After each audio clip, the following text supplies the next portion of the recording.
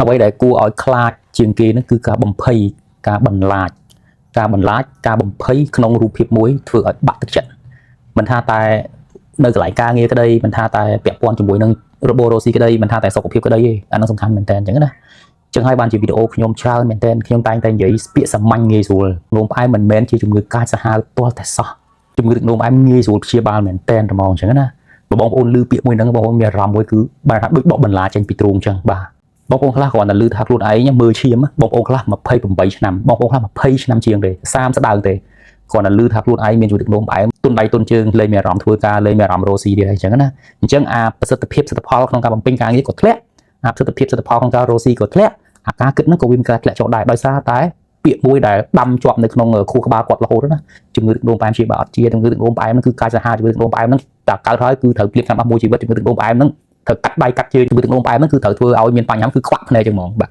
ពាក្យហ្នឹងហើយបងប្អូនយើងគួរតែព្យាយាមលុបបំបាត់ចោលគ្រប់កន្លែងហ្មងចឹងណាយើងនៅតែបន្តអាពាក្យចចាមអារាមទាំងអស់ហ្នឹងទៀតណាកំណើននៃអ្នកកើតជំងឺទឹកនោមផ្អែមនៅក្នុងប្រទេសកម្ពុជាយើងគឺមិនធ្លាក់ដាច់ខាតគឺឡើងរហូតហ្មងចឹងណាបាទអញ្ចឹងអ្វីដែលយើងត្រូវព្យាបាលមុនគេគឺសតិអារម្មណ៍ហ្នឹងហើយបងប្អូនណាត្រូវចាំថានៅពេលណាដែលយើងមាន stress ពិបាកចិត្តគេងអត់លក់រាងកាយយើងនឹងបញ្ចេញស្ករច្រើនដូចយើងញ៉ាំស្ករអញ្ចឹងអានោះធម្មជាតិមកអញ្ចឹងហ្មងបាទ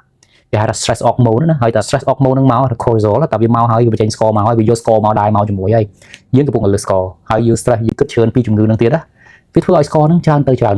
ើនមកពីអាហារផងច្រើនមកពីការពិបាកចិត្តគេញ៉ាំលក់ផងហើយច្រើនមកពីអត់បានហាត់ប្រាណផងទៅជំងឺហ្នឹងវាងាយស្រួលព្យាបាលហើយទូចមួយយូរទៅធំទៅវាប៉ះពាល់ទៅដល់សរីរាង្គផ្សេងនៅក្នុងខ្លួនយើងមានដូចជាគេបងប្អូនមានដូចជាលំពេងមានដូចជាថ្លើមបាទមានដូចជាតម្រង់នោមបងប្អូនដឹងណាបាទមានដូចជាបេះដូងបាទចឹងហើយបាននិយាយថាឫសគល់ដែលធ្វើឲ្យមានជំងឺរ៉ាំរ៉ៃទាំងអស់ហ្នឹងកើតឡើងណាបាទគឺដោយសារតែអាបញ្ហាជាតិស្ករហ្នឹងទាំងអស់អាហ្នឹងឫសគល់មុនគេអញ្ចឹងសង្ឃឹមថាបងប្អូនព្យាយាមយល់ឲ្យច្បាស់ពីវិធីការពារព្យាបាលជំងឺទឹកនោមផ្អែមដោយធម្មជាតិបងប្អូនផ្លាស់ប្ដូរថារបបអាហារទៅជាអស់ហើយបងប្អូនជាអស់ហើយបើបងប្អូនមិនជឿបងប្អូនអនុវត្តតាមខ្ញុំ3ខែទៅបងប្អូនបាទអូខេបងប្អូនធ្លាប់ញ៉ាំ6ដងណាកាត់បន្ថយញ៉ាំតែ3ដងបានហើយ6ដងខ្ញុំនិយាយអាហារពេលព្រឹកបាទអាហារសម្រន់ពេលព្រឹកអាហារពេលថ្ងៃអាហារសម្រន់ពេលថ្ងៃអាហារពេលយប់អាហារសម្រន់ពេលយប់អានោះ6ដងទេណាបាទខ្ញុំជឿជាក់បងប្អូន6ដងបងញ៉ាំផ្អែមនៅ6ដងទៀតអញ្ចឹងបងប្អូនកាត់ត្រឹម3ដងបានហើយអូខេព្យាយាម adapt ខ្លួនឯងព្យាយាមសម្របខ្លួនឯងជាមួយនឹងអាហារ3ដងហ្នឹងបានហើយពេលដែលបងប្អូនព្យាយាមសម្របអាហារមកទទួលទាន3ដងបងប្អូនមានអារម្មណ៍មួយគឺមិនមកញៀនណាគាត់ថាញៀនណាចិត្តចង់លពឹសមាត់ទៀតចង់ញ៉ាំទៅពីមាត់ទៀតទៅពីព្រោះគោះក្បាលដល់មកវាចាប់ដើមកោពោះហើយដល់មកវាចាប់ដើមយើងគិតដែរធ្វើការអីក៏មិនសនុកធ្វើការអីក៏មិនស្រួលដែរវានាំយើងទៅហ្មងកាត់ចោលបងប្អូនវាអត់ងាប់ទេដល់ហ្នឹងញ៉ាំអាហារពេលព្រឹកបានហើ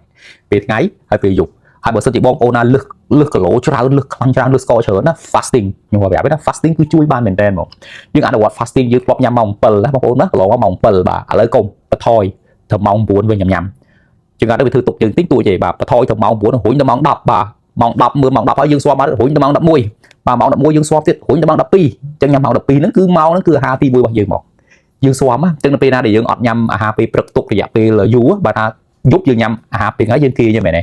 រហូតដល់ម៉ោង12ថ្ងៃត្រង់អញ្ចឹងអាកំឡុងពេលដែលរាងកាយយើងអត់មានអីសោះអាហ្នឹងវាអត់មានជាតិស្ករនៅក្នុងសរសៃឈាមទៀតទេអញ្ចឹងវាចាប់ដើមយកខ្លាញ់នៅក្នុងពោះរបស់យើងនៅក្នុងខ្លួនរបស់យើងណាបាទ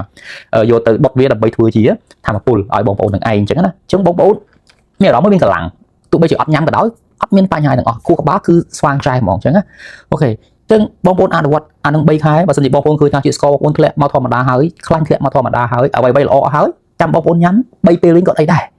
ញ្ចឹងញ៉ាំ3ពេលវិញយើងត្រូវយល់ថាចំយើងគួរញ៉ាំអីអត់អាចបានទេបាយកាទៀវមីនំប៉័ងបាទពេលព្រឹកណាសុទ្ធពីគ្រាប់ទៅក៏បានហើយសាច់មាន់ម្ដុំបាទជាមួយនឹងគេហៅថាពងទាចៀនគ្រួសារខ្ញុំនិយាយទូទៅគាត់ទិញមាន់ម្ដុំច្រើនណាគាត់យកប្រឡាក់ទុកក្នុងទូទឹកកកទុកចោលហ្មងអញ្ចឹងណាបាទអ្នកណាគេចង់ញ៉ាំដាក់ចូលម៉ាស៊ីនអាំងបាទអាំងហើយពងទាក្លុក2គ្រាប់ហ្នឹងជាតិវាស្ដើងទៅហើយមានជ្រក់គាត់ដែរចោលលើជ្រក់សក់ជ្រក់ទៅឆាវបាទគីមជីអីហ្នឹងញ៉ាំជាមួយគ្នាទៅឆ្អែតពេលព្រឹកចប់អានេះគឺជាអាហារសុខភាពពិតប្រាកដបងប្អូនបាទហើយចាំពេលថ្ងៃខ្ញុំញ៉ាំបាយមកកូនញ៉ាំទៅទៅបាទហើយទូទៅខ្ញុំឲ្យគ្រួសារខ្ញុំដាំបាយច្រើនណាបាទពេលយប់ណាដល់ពេលសល់យកទៅខ្លះសេទូទឹកកកចឹងបាយសល់ហ្នឹងវាយកទៅកណ្ដៅញ៉ាំពេលថ្ងៃឬក៏ពេលល្ងាចអីចឹងទៅអញ្ចឹងណាឬក៏ថ្ងៃណាគឺអត់ចង់ញ៉ាំបាយទេបំពបាទអញ្ចឹងបាយខ្លះសេនៅពេលណាដែលយើងខ្លះសេទុកយ៉ាងតិច12ម៉ោងវាបង្កើតឲ្យមានគេហៅថា resistant starch អញ្ចឹងអាមូលេគុលម្សៅដែលវាមានពីមុនណាគឺវាលែងដូចមុនទៀតហើយអញ្ចឹងណាអញ្ចឹងហើយដែលធ្វើឲ្យបាយខ្លះសេឬក៏បាយយកទៅបបរហ្នឹងអត់ឡើងស្ករខ្លាំងទេបាទកាត់បន្ថយពី30ទៅ40%ច្រើនបងប្អូនច្រើនគួរសមមែនទេអញ្ចឹងណាបាទហើយល្ងាចចាប់ផ្ដើមញ៉ាំអាហារមួយពេលទៀតទៅដូចអាហារពេលព្រឹកអញ្ចឹង បាទហើយអាចបានញ៉ាំទៅម៉ោង5ឬក៏ម៉ោង6ទៅញ៉ាំហើយប្រហែលកន្លះម៉ោងទៅម៉ោងបងប្អូនដើរបងប្អូនមិនងាយឈឺទៅណាទេហ្នឹងហើយអានេះជាវិធីសាស្ត្រព្យាបាលទឹកនោមផ្អែមបាទទឹកនោមផ្អែមជាប្រភេទ2បងប្អូនណាមិនប្រភេទ1ទេបាទទម្លាក់ខ្លាញ់បាទព្យាបាលទម្លាក់អាស៊ីតអីទាំងអស់ហ្នឹងឯងអញ្ចឹងណាបាទហើយសួរទៀតលោកគ្រូចុះផ្លែឈើញ៉ាំពេលណាផ្លែឈើបើចង់ញ៉ាំគឺញ៉ាំពេលថ្ងៃបាទញ៉ាំពេលថ្ងៃជាបង្អែមលាងមាត់ញ៉ាំបាយហើយម្ហូបហើយបាទពេលថ្ងៃដាក់ផ្លែឈើអញ្ចឹងទៅមួយផ្លែទៅប៉មួយផ្លែទៅក្រូចមួយផ្លែអញ្ចឹងទៅមួយផ្លែបានហើយបងប្អូនកុំដាក់មួយឆ្អែតមួយឆ្ងាញ់ណាអាហ្នឹងទៅទៀតហើយណាបាទអានេះចំពោះអ្នកដែលមានបញ្ហាលើស្ករអ្នកដែលមានបញ្ហាកើតពីទឹកនោមផ្អែមថ្មីថ្មោងអនុវត្តតាមខ្ញុំទៅបងប្អូន3ខែធានាធ្លាក់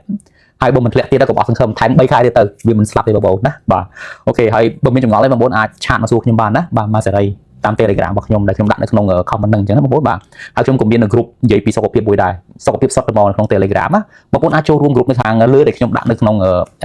caption ខ្ញុំបានចុច link ទៅគឺចូលเลยបងប្អូនណាហើយបងប្អូនទទួលបានវីដេអូច្រើនបាទតាក់ទងជាមួយនឹងសុខភាពការព្យាបាលដោយគេហៅថាធម្មជាតិបាទដោយរបបអាហារជំងឺទឹកនោមផ្អែមចង់ព្យាបាលវាជាដាច់ខ្ញុំនិយាយជាដាច់តែហ្មងណាបាទបែរថាយើងមើលឈាមទៅឃើញទឹកនោមផ្អែមហើយ 7.8 ចុចហើយ A1C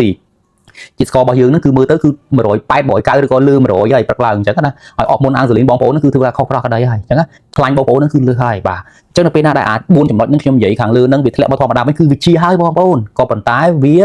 អត់ទៅណាឆ្ងាយទេបាទវានៅជុំវិញយើងកវ៉ែជុំវិញយើងនឹងឯងមើលតែយើងភ្លេចខ្លួនយើងញ៉ាំបាយច្រើនមកទៀតណាបាទហើយមកទៀតតែបងប្អូនដឹងវិធីសាស្ត្រព្យាបាលវាដំបូងហើយព្យាបាលទៅជាទៀតបាទមើលតែភ្លេចខ្លួនដាក់ទៅមកទៀតបាទមើលមកហើយផ្លាស់របបអាហារទៀតជាទៀតទៅវិញទៅមកវាចូលទៅវិញទៅមក